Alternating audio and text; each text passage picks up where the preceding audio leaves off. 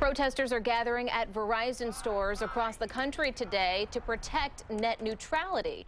The protests come ahead of next week's FCC vote that could roll back regulations established under the Obama administration. Now, the rules prevent internet providers from blocking or slowing down service from certain websites and from potentially charging more. The FCC is expected to vote on December 14th. And for more now, I'm joined by KTVU tech expert Ryan Eldridge from Nerds on Call. Ryan, always a pleasure to see you. So, this is a pretty contentious topic, but we're talking about communicating freely online. I don't understand the problem here. Why is there so much controversy over this? Well, Ajit Pai, who's the chairman of the FCC, current chairman of the FCC, he's made no secret that he has intentions to repeal Obama-era regulations that basically allows the FCC to regulate the internet much like a utility, like your power or your water or anything else like that. The problem here is that by repealing these regulations, it gives ISPs like Time Warner, AT&T, Comcast, the ability to treat information differently based on whatever they feel like. So, for example, places like YouTube or Facebook or Google could be slowed down. Your access to those products could be slowed down if the ISP thinks that it's not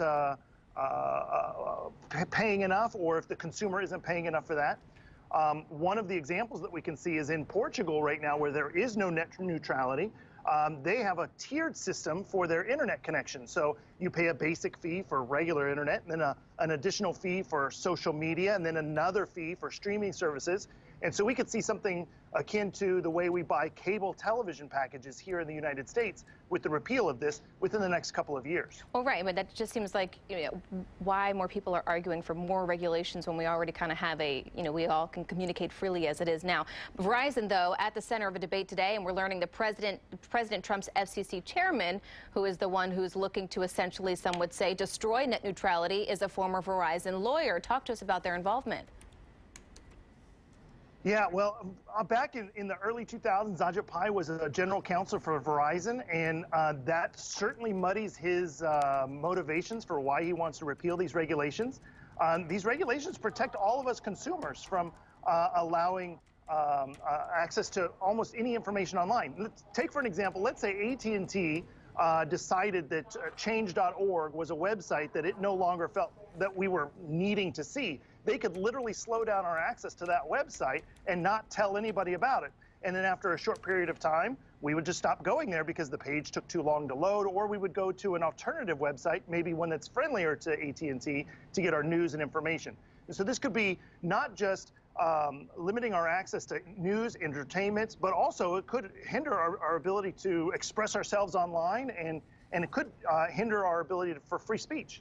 All right, Ryan, so let's talk about Bitcoin real quick. It's not currency because of how volatile and unstable it is, but it is more of an asset. What's going on with Bitcoin right now? Oh my gosh, Bitcoin is blowing up. Over the last 48 hours, it's gotten more than a 40% increase in value. Back in 2011, cryptocurrency Bitcoin was worth less than $1, and earlier this year in January, it was worth less than about 1,000. And now it's over 17,000. It jumped all the way to 19,000 today and then dropped back down to 17,000 just a few hours ago. Here's the interesting thing about it is cryptocurrency is an anonymous currency. That means you don't need a middleman like a bank in order to regulate who gets it or whether there's a fee charged or whatever. And so this is really popular among criminals and hackers. And we just recently saw a bit mining company over in Eastern Europe that was hacked to the tune of about $70 million worth of Bitcoins. Wow. And now that because it's an anonymous currency, they can now use that, send it, and sell it at their leisure. And many experts are saying Bitcoin could continue to soar over a very short period of time over the next year. We'll have to continue to monitor that. Ryan Eldridge with Nerds on Call, always a pleasure to speak with you. Thank you so much. Great to see you. You're welcome.